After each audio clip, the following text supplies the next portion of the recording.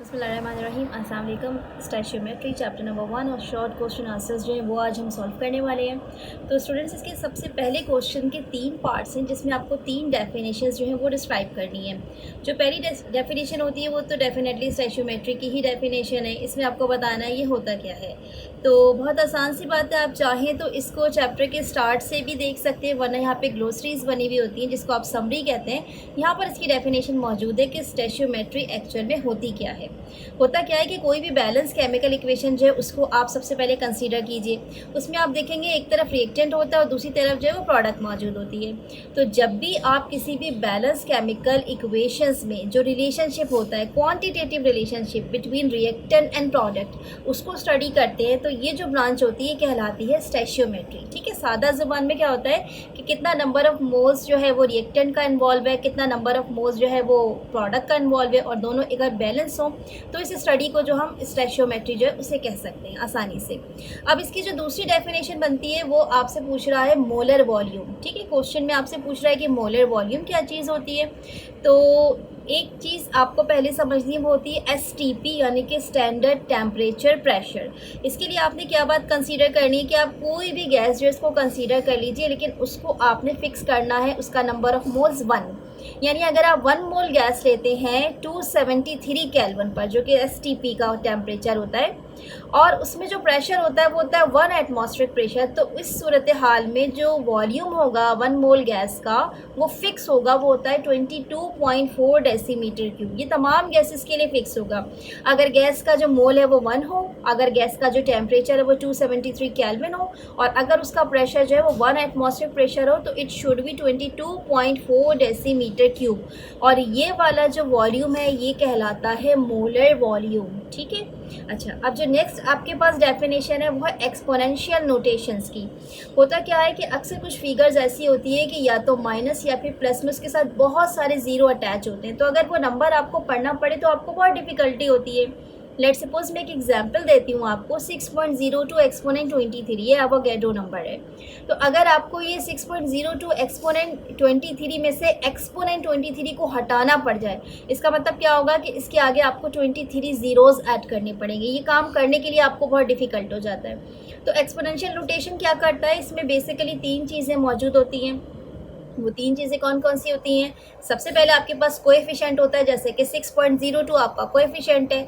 उसके बाद आपके पास एक पावर होती है यानी कि 10, और उसके बाद उसके ऊपर आपका एक्सपोनेंट लगा हुआ होगा जैसा कि 23। ठीक है, अपनी बात को मैं ज़रा और आसानी से समझाऊँ तो मैं आपको एक छोटी सी मिसाल लिख के दिखाती हूँ। यहाँ देखिए, इस तरीके से फ़र्ज़ कर लीजिए मेरे पास एक फ़िगर है 6.02 इंटू 10 की पावर 23।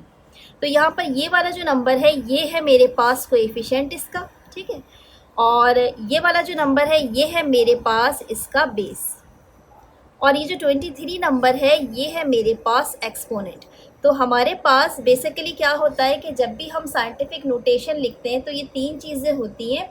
इस तरीके से हम कोई सा भी जो फिगर है, चाहे बड़े से बड़ा फिगर हो चाहे छोटे से छोटा फिगर हो, हम उसको इस एक्सपोनेंट की फॉर्म में करके आसानी से लिख सकते हैं। इस चीज़ को कहा जाता है कि ये एक्सपोनेंशियल नोटेशन है, या इसको साइंटिफिक नोटेशन भी कह सकते हो आप। ठीक है, तो यहाँ पे क्वेश्चन नंबर 1 का जो पहला पार्ट है जिसके 3 हिस्से थे वो कंप्लीट हो जाते हैं। आप उसको समरी में से उस डेफिनेशंस को देख सकते हैं जो भी थोड़ी देर पहले मैंने आपको बुक पे दिखाई भी थी। अब आ जाते हैं हम अपने दूसरे क्वेश्चंस की तरफ। इसने आपको कुछ थोड़ी सी प्रैक्टिस एक्सरसाइजेस बताई हैं। फॉर एग्जांपल इसने यहाँ पे आपको कुछ नंबर्स दिए हुए हैं और आपसे कहा है कि इसको एक्सपोनेंशियल नोटेशन में आपने चेंज करना है। तो देखिए, पहला नंबर है 3652, इसका मतलब जो पॉइंट है वो यहाँ पे 2 के आगे लगा हुआ है। तो अगर आप इसको कन्वर्ट करेंगे एक्सपोनेंशियल नोटेशन में तो किस तरह लिखेंगे, 3.652 10 की पावर 3। कैसे, आपने क्या करना है, जो पहला प्रॉपर डिजिट होता है वहाँ पे पॉइंट लगाना होता है। तो जब आप 3 के बाद यहाँ पॉइंट लगाएंगे, इसका मतलब पीछे आपने कितना स्टेप मूव किया है, 3 स्टेप्स मूव किया है। तो यहाँ पे आपने 10 की पावर 3 लिख दी। इसी तरीके से दूसरा देखिए 0.0231, तो जो पहला आपके पास यहाँ प्रॉपर नंबर है ये 2 है। इसका मतलब इस पॉइंट को आपने मूव करना है और 2 के आगे लगाना है। तो कितना मूवमेंट आपने यहाँ पे शो किया है, 2 टाइम्स। तो इसी वजह से आपने यहाँ पर क्या लिखा, 2.31 एक्सपोनेंट -2।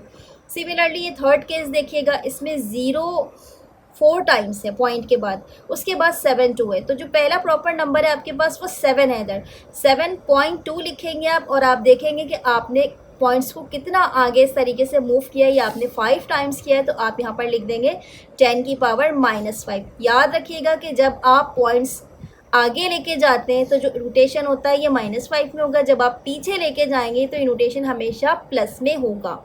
इसी तरीके से यहाँ पर आपके पास कुछ नोटेशंस लिखी हुई हैं, ठीक है, ये एक्सपोनेंशियल नोटेशंस है, आपने इसको सिंपल नंबर्स में कन्वर्ट करना है। इसका रूल भी ये देखेंगे -3, इसका मतलब कि आपको क्या करना है, बैक साइड पे पॉइंट्स लगाना है। तो अगर कोई लिखता है आपको 3.26 एक्सपोनेंट -3, तो ये किस तरीके से बन जाएगा 0.00326। सिमिलरली 1.921 एक्सपोनेंट 2 है, तो आप इससे कन्वर्ट करेंगे जब सिंपल नंबर्स में, तो ये क्या हो जाएगा 192। इसी तरीके से 1.02 एक्सपोनेंट 5 है, इसको जब आप करेंगे तो क्या करेंगे 102 और इसके आगे 3 ज़ीरोज़ ऐड हो जाएंगे। इस तरीके से ये आपके सिंपल नंबर्स आ जाते हैं। तो ये हो गया आपका क्वेश्चन नंबर 3। अब आ जाते हैं हम अपने क्वेश्चन नंबर 4 की तरफ। इसमें इसने आपसे क्वेश्चन किया है कि जो राउंडिंग ऑफ डेटा है ये क्या है, मतलब आपने इसको डिफाइन करना है, उसके साथ साथ जो इसके रूल्स हैं वो भी बताने हैं। तो स्टूडेंट्स आपने सीधा पेज नंबर 9 पर आना है। देखिए यहाँ पर इस तरीके से पर्पल फॉन्ट में एक डेफिनेशन मौजूद है, ये राउंडिंग ऑफ डेटा की है। तो सबसे पहले तो आप ये डेफिनेशन जो इसको कॉपी कर लेंगे। इसमें क्या लिखा हुआ है, to reduce a number up to desired significant figure and adjust the last reported digit is known as rounding off data. सादा लफ्ज़ों में आपको बताऊँ कि फ़र्ज़ कर लीजिए पॉइंट के बाद बहुत सारे डिजिट्स मेंशन है, तो अब आप कंफ्यूज हो रहे होंगे कि आप कहाँ तक उसको लिखें।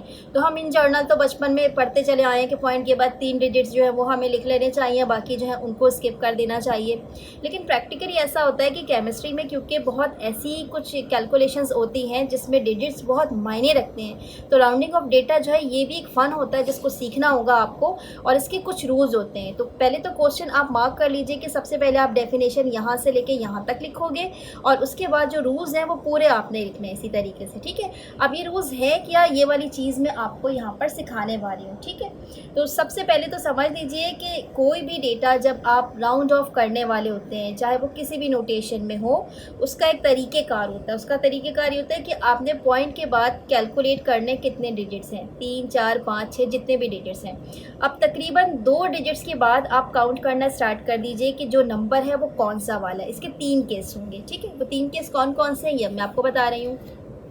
पहला केस जो है वो ये होता है कि फ़र्ज़ कर लीजिए कि पॉइंट के बाद जो तीसरा डिजिट है वो आपका ग्रेटर देन 5 है, यानी 5 से बड़ा है। तो ऐसी सूरत हाल में फॉर एग्जांपल यहाँ पे देखिएगा 5.768, यहाँ पे मेरे पास ये जो थर्ड नंबर का डिजिट है ये ग्रेटर देन 5 है। तो जब मैं इसको राउंड अप करूँगी तो किस तरीके से करूँगी कि जो इससे पहले वाला डिजिट है इसमें एक नंबर बढ़ा देना है मैंने, यानी कि 5.77 कर देना। इस तरीके से यहाँ पर मेरा राउंडिंग ऑफ जो है वो कम्प्लीट हो जाता है। यानी एक मतलब फिर आपको बता दूँ कि अगर थर्ड वाला डिजिट्स ग्रेटर देन 5 है तो आप राउंड ऑफ कर लीजिएगा, उससे पहले वाला डिजिट है उसमें एक नंबर बढ़ा दीजिए, जैसा कि ये क्या हो जाएगा 5.768 के बजाय 5.77 हो जाएगा। ये केस कब होगा, जब डिजिट ग्रेटर देन 5 हो। दूसरा केस कब होगा आपके पास, जब आपका डिजिट लेस देन 5 हो। लेट्स सपोज यहाँ पे देखिएगा 5.734, तो ये जो थर्ड वाला डिजिट है ये देखिए गौर से, ये 5 से छोटा है, लेस देन 5 है। तो ऐसी सूरत हाल में आप क्या करेंगे, इस नंबर को स्किप कर देंगे, जो उससे पहले वाला नंबर है बस वहीं तक रिजल्ट आपने रिपोर्ट करना है, यानी 5.73 पे आपका रिजल्ट इनफ हो जाएगा, इससे आगे आपने कुछ और नहीं लिखना, ठीक है। अब तीसरा केस जो है वो बहुत इंटरेस्टिंग है, क्योंकि इसमें फ़र्ज़ कर लीजिए कि आपके पास जो थर्ड वाला डिजिट है वो किसके बराबर है, 5 के बराबर है। अब आप क्या करेंगे, ना तो ये ग्रेटर देन है ना ये लेस देन है, बल्कि इक्वल टू 5 है। तो इस केस में आपने क्या करना है, आपने गौर से देखना है कि अगर आपका थर्ड डिजिट 5 है तो उससे पहले वाला डिजिट कौन सा है, क्या वो इवन है या ऑड है। इवन नंबर कौन से होते हैं, जो कि 2 से मल्टीप्लाई हो सकते हैं। ऑड नंबर कौन से होते हैं, जो कि 2 से मल्टीप्लाई नहीं हो सकते। तो अब आप यहाँ पे देखिए फर्स्ट केस में आपके पास 5 से पहले वाला डिजिट 6 है। 6 कैसा नंबर है, इवन नंबर है। तो ऐसी सूरत हाल में आप क्या करेंगे कि 7.86 पर अपना रिजल्ट क्लोज कर देंगे, यानी आखिरी वाला डिजिट जो कि जिस भी इवन नंबर पर उसको उतना ही छोड़ दीजिएगा, ठीक है। उसमें और कोई बात मत सोचिएगा, बस ये सोचिएगा कि 5 से पहले वाला डिजिट इवन है, इतना ही रिजल्ट स्टॉप कर दें, 7.86 पर कहानी अपनी ख़त्म कर दीजिए, ठीक है। दूसरा वाला केस आपके पास क्या होगा, ऑड नंबर। लेट सपोज देखिए मेरे पास यहाँ पर है 23.35, तो यहाँ पे जो लास्ट डिजिट है मेरे पास ये है एग्जैक्टली 5। इससे पहले वाला डिजिट है 3 नंबर कौन सा होता है, ऑड नंबर होता है। अभी आपने क्या करना है, अगर ऑड नंबर आपके पास आए तो आपने राउंडिंग ऑफ का जो काम है वो करना है, यानी कि 3 5 के बजाय आप इन शॉर्ट क्या कर देंगे, इसको 1 नंबर बढ़ा देंगे इस वाले का, इसको 3 के बजाय किस में कन्वर्ट कर देंगे, 4 में। ये केस कब होगा, जब आपके पास ऑड है, यानी कि 5 से पहले नंबर कौन सा वाला है, ऑड है। तो अभी राउंडिंग ऑफ होके क्या हो जाएगा, 23.4। ठीक है, तो आई होप सो कि इस तरीके से आपको ये जो राउंडिंग ऑफ डेटा है ये अच्छे से समझ आ गया होगा। 2-4 प्रैक्टिस और आप मज़ीद कर सकते हो, आपकी बुक में कुछ एग्जाम्पल्स मौजूद हैं, उसको देख लीजिएगा। यहाँ पे शॉर्ट क्वेश्चन आंसर्स जो वो कंप्लीट हो जाते हैं, और इस इंशाल्लाह ताला अगली वीडियो जो उसमें हम लॉन्ग क्वेश्चन आंसर्स को कवर करेंगे। अगर आपको ये वीडियोस अच्छी लग रही हैं तो प्लीज़ चैनल को सब्सक्राइब कीजिए, इसको लाइक कीजिए और शेयर कीजिए। अपना बहुत सारा ख्याल रखिए। अल्लाह हाफ़िज़।